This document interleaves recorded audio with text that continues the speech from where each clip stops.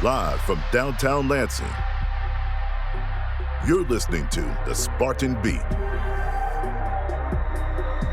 with your hosts, Corey Robinson and Justin Finn. Hey guys, thanks for tuning in for another episode of the Spartan Beat. I'm Justin Finn.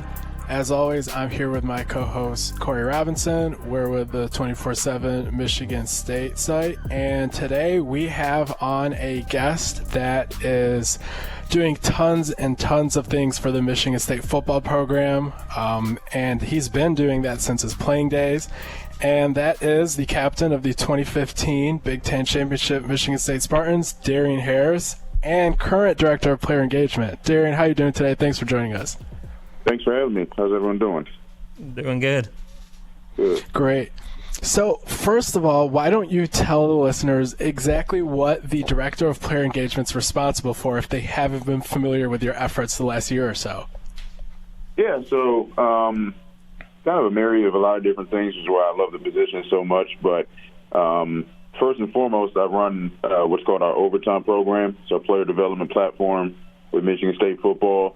It's responsible for the onboarding of new student athletes, whether it's freshmen or transfers. It's responsible for everything player development-wise during their time here at Michigan State. So all the programming for career development, career services, internships, now with name, image, and likeness, that programming as well. Community outreach, community service, even though that's now getting directed more towards Coach Thomas Wiltshire. And then just making sure they understand Spartan Dawg culture, what it means to be a Spartan, and how to be successful on and off the field. And then it's also about their transition out, whether that's to the NFL or otherwise, making sure they're all set up and geared towards that. And then a lot of alumni relations. I'm also president of our Football Players Association, the MSU FBA, so deals with a lot of alumni relations and making sure that our former players are connected to the program, connected to our current players, and can make an impact when needed. Definitely. The overtime program, that's kind of something I think that separates you guys a lot from most programs, if not all of them. And how much would you have enjoyed it? Because I know you were somebody that really took your education seriously, as well as while you're at Michigan State playing. How much would you have enjoyed it as a player, and just the impact that you know it's going to have for this next generation of Spartans?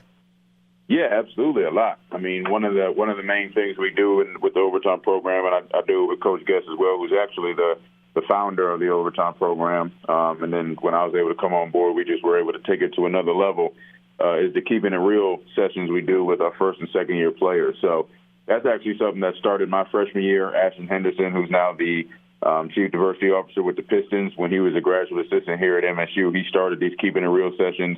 Sessions were then passed to Coach Guest when Ashton went down to Florida State, Coach Guest and Elliot Daniels. And then now that I'm here, it's myself and Coach Guest who run those sessions, meet with our first-year players once a week, as well as our second-year players once a week. And actually, in the meetings with our second-year players, we actually have one of them get up in front of the congregation and actually run the meeting to work on public speaking. So it was at its kind of infancy when I was playing here.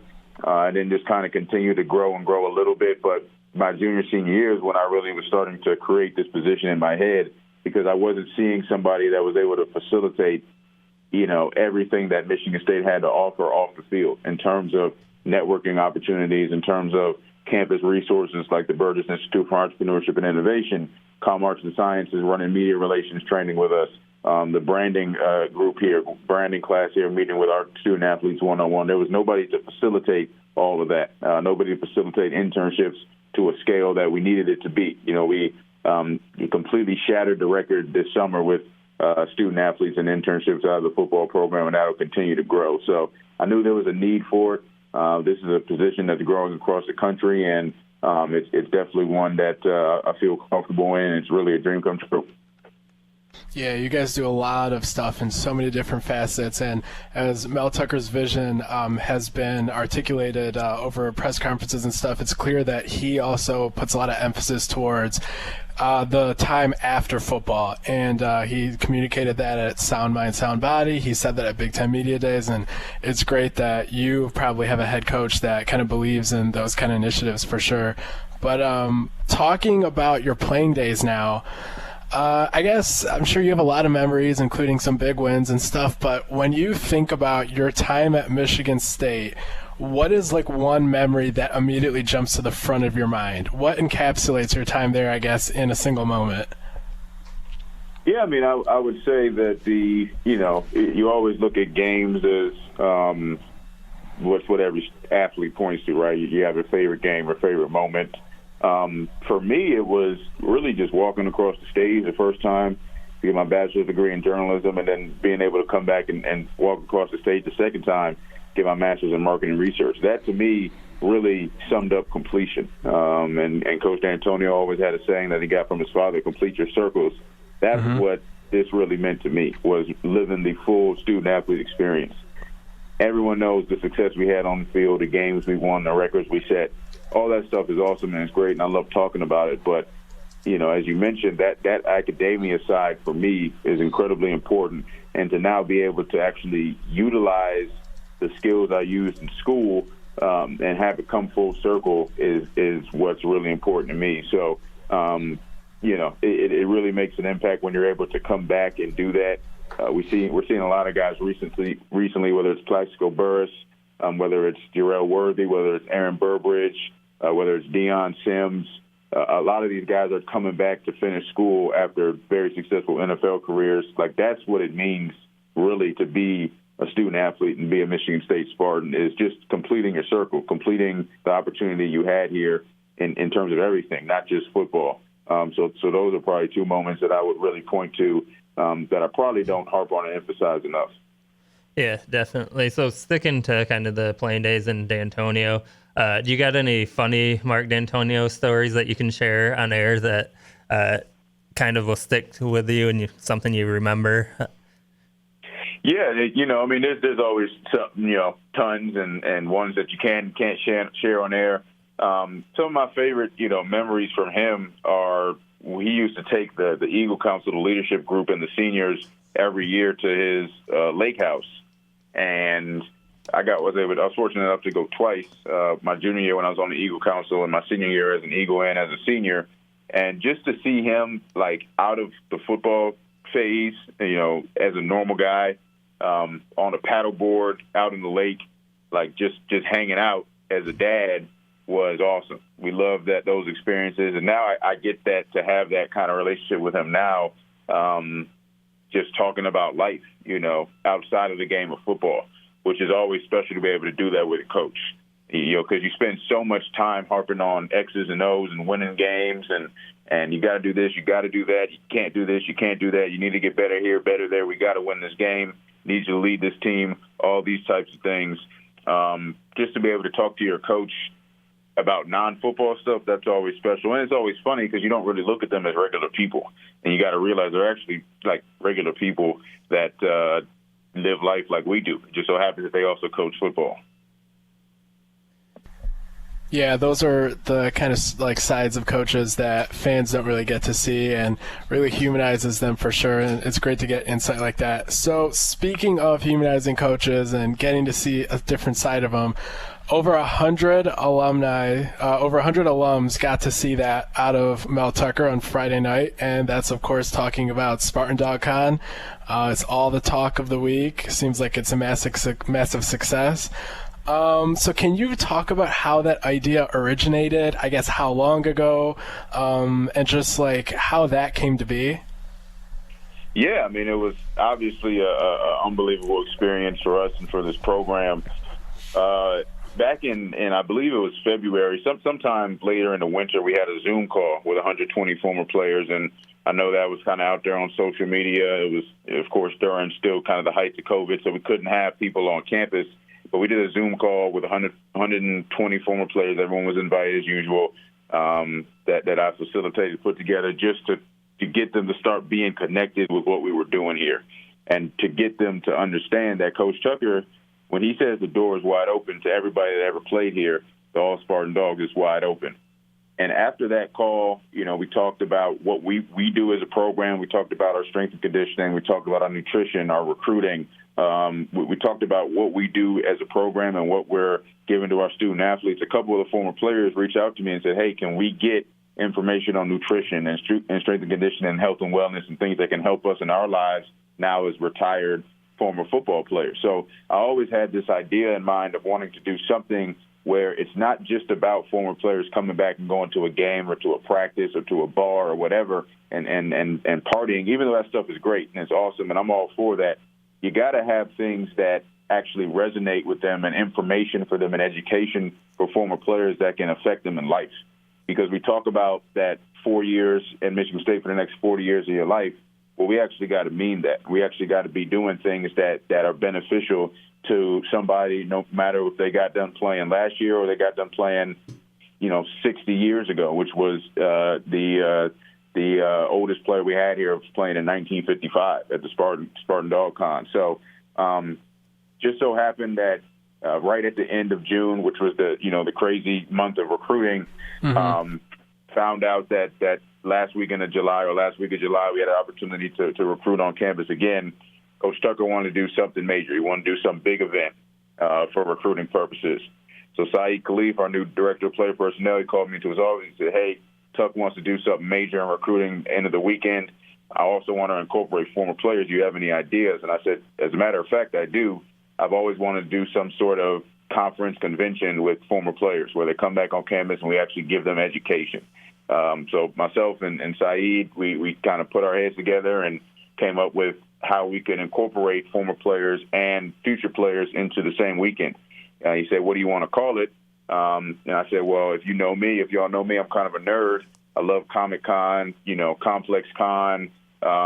Everything's got a con, DC Universe Con, Marvel's Con, Disney Con, whatever it is. I love these conventions, right, that are all over the country. So I said, well, why don't we call it Spartan Dawg Con? Because it's not just a comeback reunion. It's actually, let's have breakout sessions. Let's have education. So he loved the idea, took it to Tuck. Tuck loved the idea. And anytime you can invite former players to the head coach's house, which they've never had happen before, that's going to be the draw. So I sent out the invitation, put the schedule together, sent out the invitation, got 120, 5 players that wanted to come, got back with Tuck and said, hey, we can move this if you want. We can do it in the stadium. We can do it in the indoor because this is a lot of people for your house. I know your house is big, but it's a lot of folks. He said, no, we got to do it at my house, make it work. So I said, okay. And we were able to get buses, transportation for them. So not everyone was parking at the house. Coach Guest, Amber, Keith, Todd Duckett, Curtis Daniel were gracious enough to do the breakout sessions. Our coordinators were gracious enough to do chalk talks with the guys. Our creative team was gracious enough to put a highlight film together with all the former players' highlights. It was just an awesome experience. So something we're going to build on year in and year out. It was one of those things where it went better than I could have ever imagined it to go. And, again, I'm just thankful to be working under a head coach that actually embraces ideas like this. Yeah, so definitely sticking with that kind of theme. Obviously, you played for Mark D'Antonio, and you were there during the most successful run in the modern era of Michigan State football, and now transitioning to working under Mel Tucker, and he's kind of got a lot of the same visions as you. What would you say the biggest difference between those guys are, and then what would you say is the most similar thing between those guys that some people might not understand? Yeah, I would say the biggest difference is just kind of comes with the times. I think that Coach Tucker really buys into the social media era, the understanding of branding and marketing your program and what that entails. And again, I don't think it's a knock on Coach D by any means. I just think it comes with the times. We're at a certain point where you got to buy into social media. You got to be in tune with all that. You got to understand creative and marketing and branding and structuring your program in a way that you're going to be able to sell it. And I think Coach Tucker does a masterful job with that. In ways they're similar. They're level defensive backs for sure. They're both DB coaches by trade, and what they know on the defensive side of the ball it speaks volumes.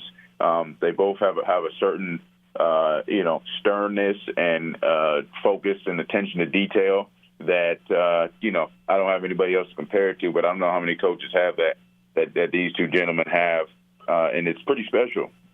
Just being able to see them operate. They kind of both come from that Tressel Saban tree, So there's definitely going to be similarities there in how they run their program. And it's been awesome for me to have played under Coach D'Antonio and worked now under Coach Tucker. Both of them are very close, and it's also awesome to see them interact every time they get a chance to be together. So talking a little bit about the next day, Saturday. Well, I guess first I should let the listeners know that Darian's not going to be allowed to talk about any specific recruits or anything. That's like the most popular recruiting rule out there, if you don't know. Any unsigned players can't be talked about by staff members. But so not getting into any details, just like talk about like what your guys' vision was for Saturday and how you guys had the alums already in town, how you try to incorporate that, what like advantage are you trying to go for in terms of like an enrichment standpoint for those players. So like what kind of was your whole vision for the second day, and I guess any sort of specifics you want to share about the itinerary, if you can, just kind of talking a little bit about the second day of that SDC. For sure. So second day was the convention aspect. That's where really the con part of the name came from.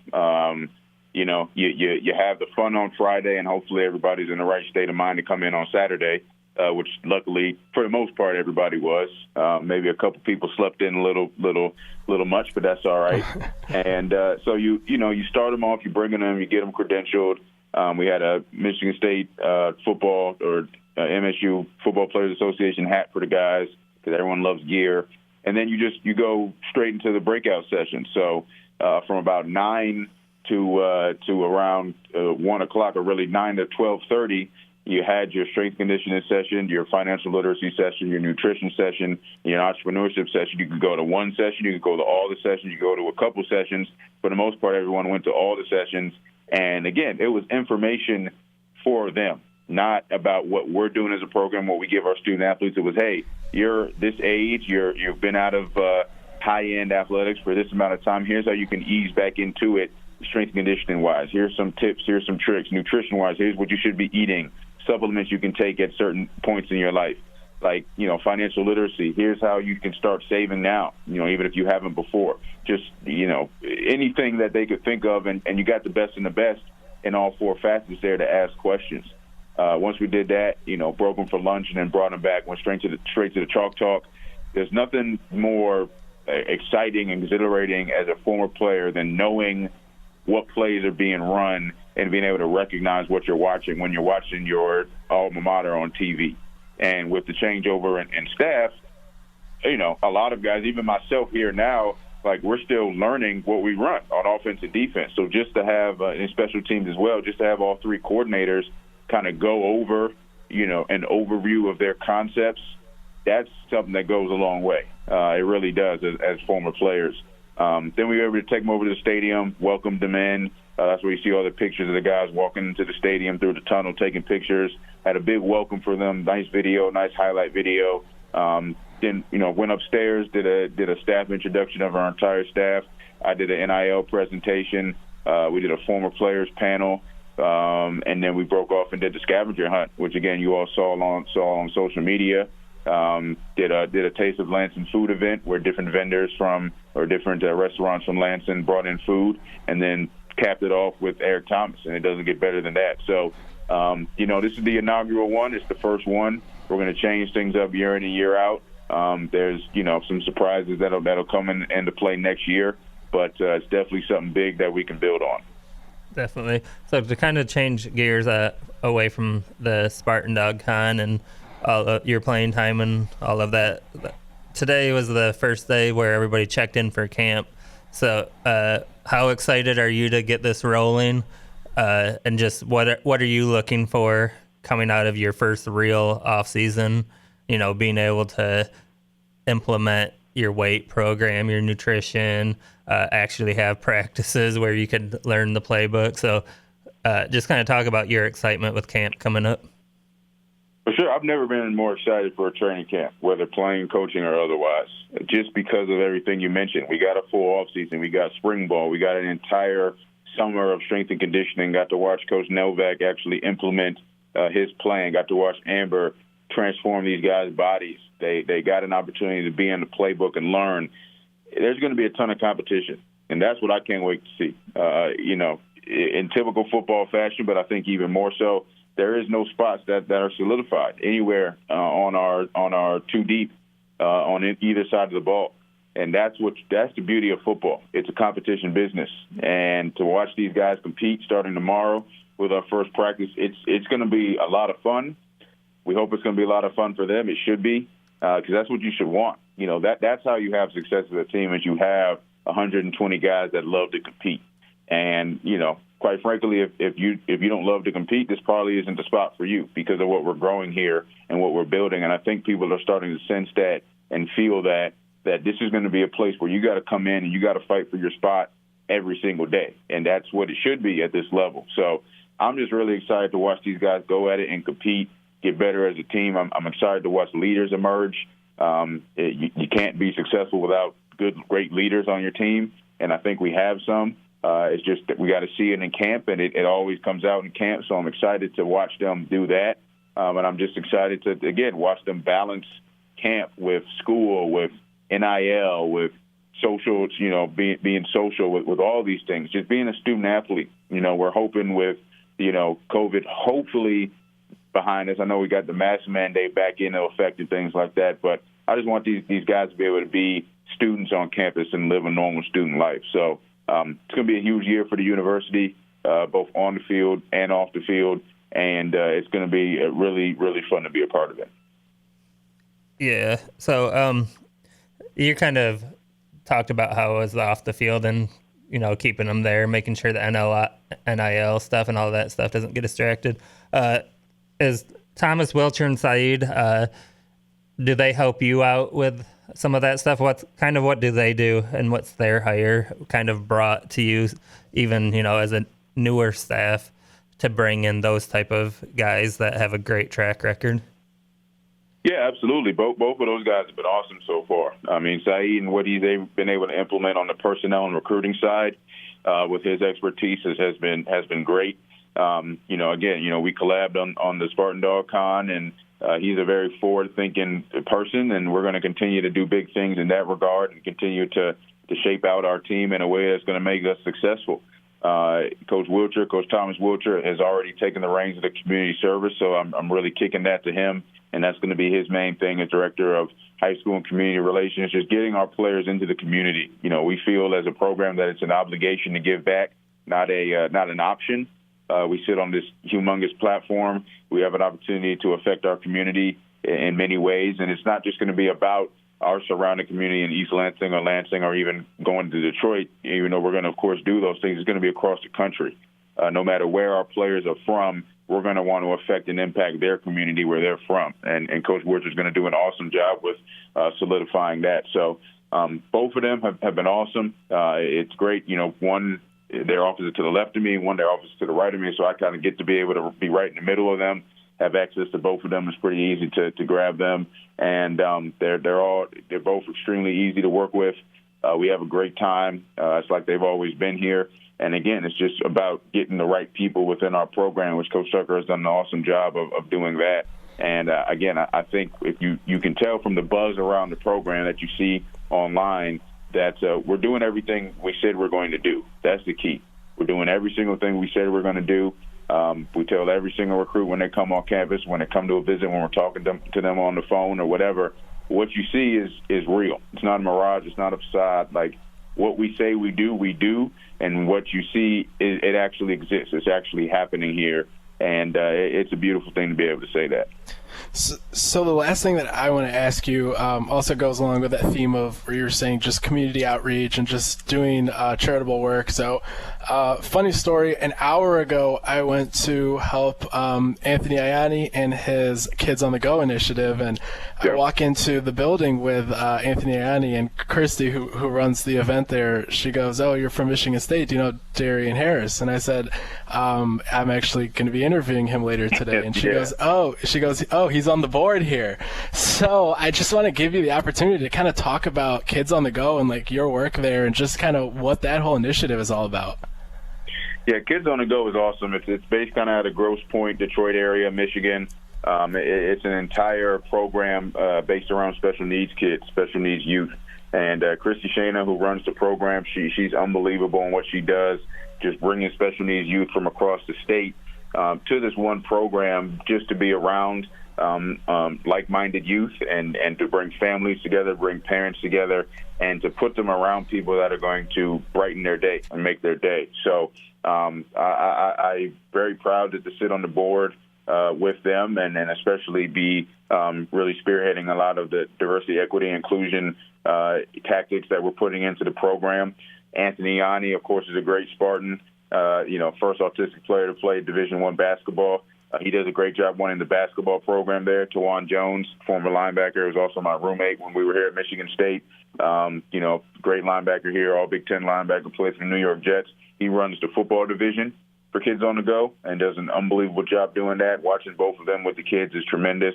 And then they also have a cheer division. They have golf. They have baseball. So it's not just sports, but the sports is a big part of it as well, just to get these kids active. But I'm telling you, like, if you get an opportunity to be around those kids and maybe there's a story there or can cover something one day, or hopefully I'm able to bring them here to Michigan State, you can't help but be happy when you're around those kids. I mean, they're unbelievable human beings. They brighten your day every time you get a chance to talk to them. Tawan FaceTimes me literally every time he has a session with those kids so I can talk to them. It's really special what's going on with that program, and I'm just glad to be a part of it. But that's what we are. We're all about giving back and being a part of these initiatives and programs and clubs that are about helping people, because we have an obligation to do that, because we have the resources to do that, and we're going to continue to do that. Definitely. Yeah, you definitely stay really busy. And before we did let you go, I did want to say another part of your added to it that some people might not know, but congratulations on having your first child too. I know that's a huge thing, and I know that you'll set her up for a great future. No doubt. There's nothing like it. I'm running on fumes, less sleep, but it's camp time, so you can't help but be excited and fired up. And I tell you what, nobody wants to hear excuses about lack of sleep. So sleep fast, as Coach Tucker says, and you just got to roll with it. But that's been awesome. My girlfriend Olivia has been a rock star. My mom and my brother actually are here for the week helping out because I'm in camp. But yeah, Naomi Amara Harris, she's 2 weeks and a day old today, and it's already moving too fast for me. So I'm trying to slow it down just a little bit. Yeah, it goes fast, trust me. Yeah, now I kind of feel bad for holding Darian here for 30 whole minutes, knowing he does all this other stuff in his extra time. So, Darian, we'll let you go. We'll let you continue to save the world, save MSU football, and also raise a child. Thank you so much for your time. I appreciate y'all. Thank you. And after this break, we will be back with Alex VanSumeren, who is Michigan State's newest commit. Call it a sense of purpose, a higher calling, essential to our children's future. We call it our passion at Dean Transportation. We are a family, hardworking folks who for more than 60 years have connected children to learning, schools to our communities, and you to a better career, pioneering the best in health and safety standards, because it's simply what we do, because safe student transportation has always been essential.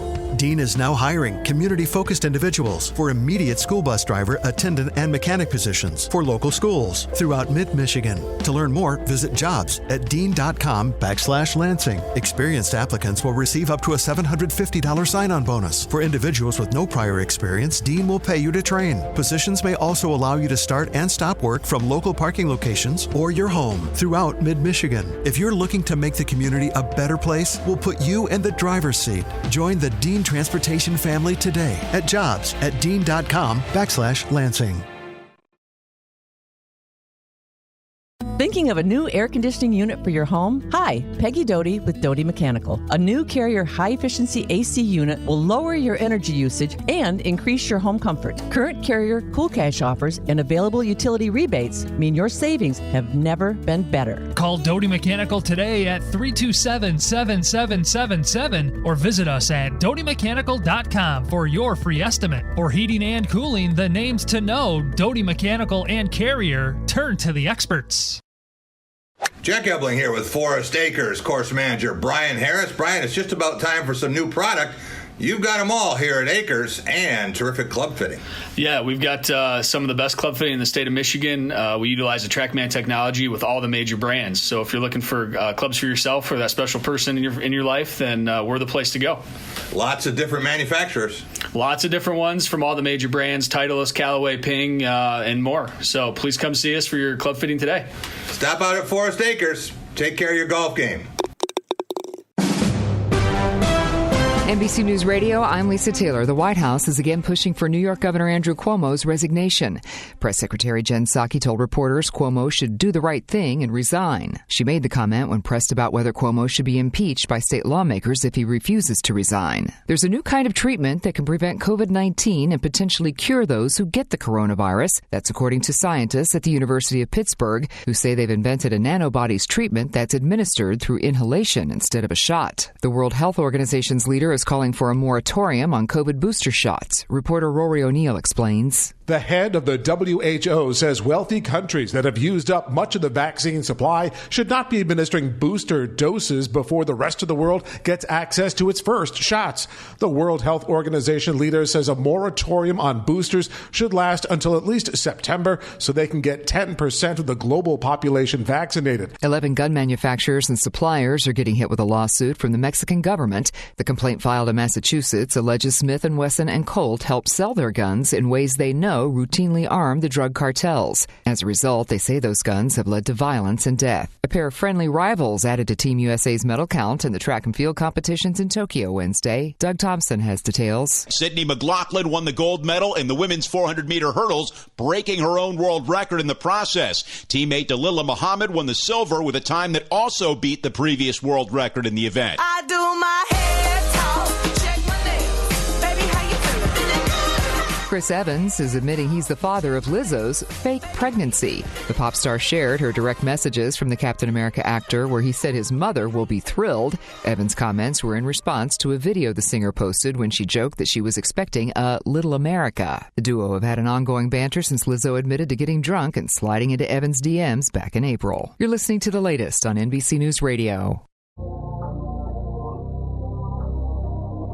The Spartan Beat. If you don't compete, you're going to stick out like a sore thumb. Spotlight Radio Network. Hey guys, we're back here for the second segment of today's Spartan Beat. I'm Justin Thind. With me is Corey Robinson still. And we are joined right now by Michigan State's latest commit in the 2022 class, another 4-star, and that is Alex VanSumeren. From Garber High School in Essexville, Michigan. Alex, thank you so much for joining us today. How are you doing? I'm doing good. How are you guys? I'm doing great. Awesome. So I guess first off, we will start with the question that I'm sure you've answered everyone 100 times, and that is, why did you choose Michigan State? I had a lot of really good options. A lot of really good schools, a lot of really good coaches. But, MSU was best fit for me. Definitely. There's something to be said, for playing it for the home state school. You know what I'm saying? And, that's what I wanted to do. Definitely. So who was the main coach that was your contact that you talked to the most or really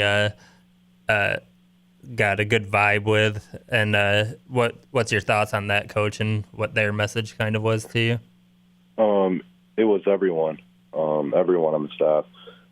They've been recruiting me for a very long time. They offered me while I was committed to Michigan a long time ago, and everyone from Coach Tucker to Coach Burton to Coach Hazelton to Coach Piegler, the running backs coach. I've built a great relationship with all of those guys right there and a lot of people on the staff. And, they've done a great job recruiting me.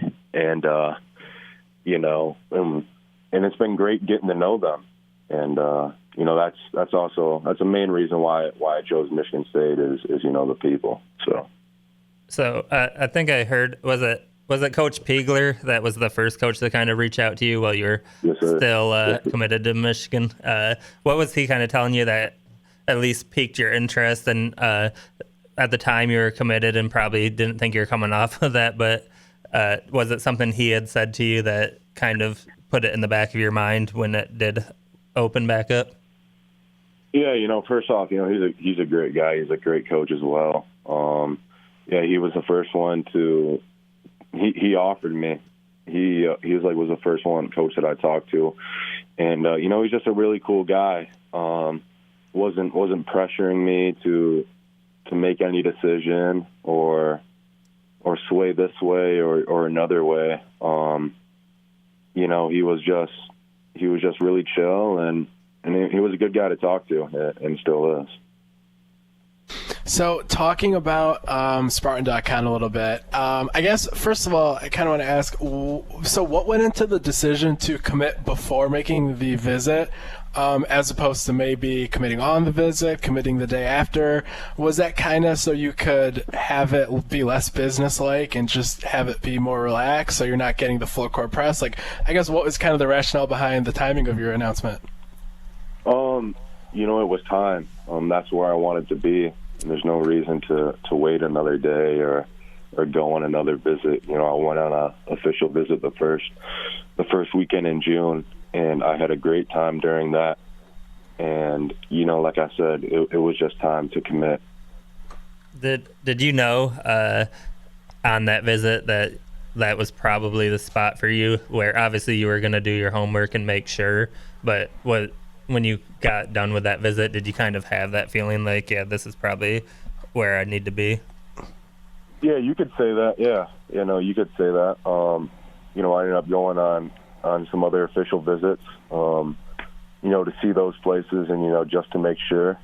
But, I had a great time on my official. They did a great job, everyone on the staff, and it was great to see everyone in person. I believe that was the first time I've met like Coach Hazelton and Coach Tucker, because you didn't have any visits for so long there. Mm-hmm. So yeah, you could say that. Who's more intense on when they're talking about football, you or Scotty Hazelton? He's pretty intense. And that's one of the things another reason why I really like Michigan State. Just the scheme they run. Coach Hazelton and Coach Burton, they do a great job with the defense. And they play fast. I didn't want to play in a slow defense where the D linemen are just eating up blockers and everything like that. No, they play fast and they're out there making plays. So. Yeah, for sure. I think that lends kind of to what you do too, because where you have that power where you're going to command double teams, but you explode out of your stance so fast that a lot of times the double team's not going to get there because you're going to make a play in the backfield. So yeah, that definitely fits well with your playing style for sure. Most definitely. Yeah, plus I don't know if a lot of the listeners know, but Alex also plays a little bit of running back for his high school, so we can't be letting that go to waste by just having him eat up blocks. Got to let him get some TFLs and things like that too. So I know, Alex, when we talked to you kind of at the spring game a little bit, you kind of also like the appeal a little bit of like how long Ron Burton's been there and just kind of the stability there. Did that kind of was that somewhat of a main factor, or was that just kind of a background point? Like, how much did Ron Burton's tenure and how long he's been there kind of speak to you about how interested you should be in Michigan State and kind of that whole angle? Yeah, he's been there for a very long time. He played in the league himself. He's done it himself. So, to have a coach that's been there, that's done that, that's achieved what you want to achieve, that definitely helps a lot. And, he's got a track record for developing players. I wanted to go somewhere where I could be developed. And I think that will happen at Michigan State. So yeah, they've definitely crushed the defensive tackles since he's been here. I don't know how many he's put in there, but it's got to be close to double digits if it isn't already. But another guy that you're pretty familiar with, your brother, he transferred to Michigan State. How's he like in Michigan State so far, and just the intensity that he's seeing so far already heading into camp today, honestly? Yes, sir. Yeah, no, he's loving it. He really is. everything he said has been very positive. He's had a great experience so far. He's down there in East Lansing, working really hard, and super excited for this season. So. Did he recruit you at all, or did he just kind of stay off and know that, hey, you're gonna do your own thing and find out what's best for you? Yeah, he wanted me to make my own decision. So he would have supported me either way.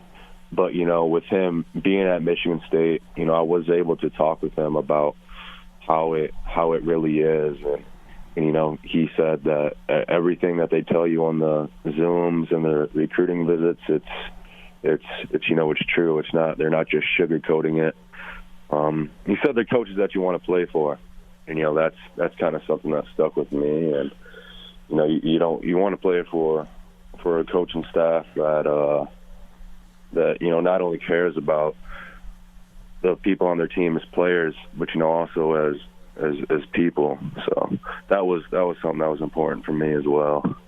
Yeah, hopefully the listeners kind of understand just like how important that kind of insight is, because it's one thing for a staff to be good at making sales pitches during recruiting, but for a player that's currently in the program to go ahead and want to vouch for that staff to his brother, and basically tell him that they're not just sales pitches, that's what the program is ran, that tells like people a lot about what kind of coaches those guys are and kind of the future of the program, kind of not to make it too big of a takeaway, but I personally think that speaks volumes of kind of the coaching staff's credibility and things like that. But going back to Spartan Dawg Con one more time, so can you just take us through the itinerary of what they had planned for you guys? I guess kind of from the moment you got there until you left, just kind of summarize each of the activities, if you will. Yeah, for me, it's kind of more of a laid-back visit, considering I am committed there. So I was able to, see a lot of the commits were there. So I was able to meet a lot of them for the first time. Chase Carter, he was with me on my official. So, I had already met him before, but I was able to meet, like Gavin Brashis, a lot of those guys that were there. So it was great to to be able to talk with them. Obviously, talk to the coaches a lot. Talk to some of the alumni that were there. There were a lot of them there. I know they had a great time. Like I said, it's kind of more of a laid back visit. They had what did they have? They had us. They talked about NIL, name, image, and likeness. They did a whole presentation on that and everything, kind of informed us more on it. And then we did scavenger hunt, something like that. I'm not too sure on how to explain that, but it was just more time that we were able to spend with the commits and everything. And then they had Eric Thomas, the motivational speaker. Yeah. He came as a guest speaker and talked to us for a little bit. Yeah, I absolutely love Eric Thomas for sure. So did them, including the alumni in the event, was that like, I guess kind of talk about what insight they gave you or I guess why their presence was useful, and I guess if that even kind of moved the needle for you. Like what did you think about that kind of unique twist? Because I know that's not common around the nation. So what's your feedback on them deciding to do that? I think that's a great idea. I think it was excellent idea for them to get the former players in there. I mean, they're very passionate about the program and in the direction it's heading in. Coach Tucker and the staff, they got a vision, and they're doing anything possible to achieve that. And I just think that's awesome. So kind of switching a little bit away from Michigan State. You got your senior season starting up. I imagine you guys start practice here soon. What's kind of your goals going into the senior year? And then just kind of your team goals as well, and what you're trying to get accomplished before you get to East Lansing in December or January, whenever you come in as the early enrollee. Yep. So this off season, I've been working very hard and getting a lot better. And this season, I'm gonna just go out there and, focus on the little things, focus on my technique, everything like that. Make sure everything's pinpoint, regarding my technique, and I'm gonna go out there and, help my team win games. And basically, we're just preparing for the future right now. I'm preparing for this fall, and I'm preparing for, December, January when I get down to East Lansing. And, I'm going to enjoy this year. It's my last go-around. I'm going to have fun with it and, just give it all I got and, let the chips fall where they may. For sure. You think you'll be punching in a lot of touchdowns at the running back this year? Are you going to try and stick mainly to defense, or just kind of go if you need that late touchdown to seal a game, then you're available, I assume? Yeah, we'll see how it goes. When my number's called, until I'm ready to go. I'm ready to do what I got to do for my team. So. All right. Well, Alex, I need you to get at least one hurdle kind of run so I can tweet that out and have that do some numbers. So. I think I can do that for you. Oh yeah, I don't doubt it. So I guess just a couple quick hitter questions here at the end, just so people can kind of get to know you more as a person and not just a recruit. So, what do you do in your spare time when you're not getting better at football or doing homework? What do you do for fun? I like to hunt, like to fish, white-tailed deer, just chill out. Don't have too many hobbies, so. Mm-hmm. And then if you're watching something on Netflix or I guess any streaming service, what would it be? Breaking Bad. Okay.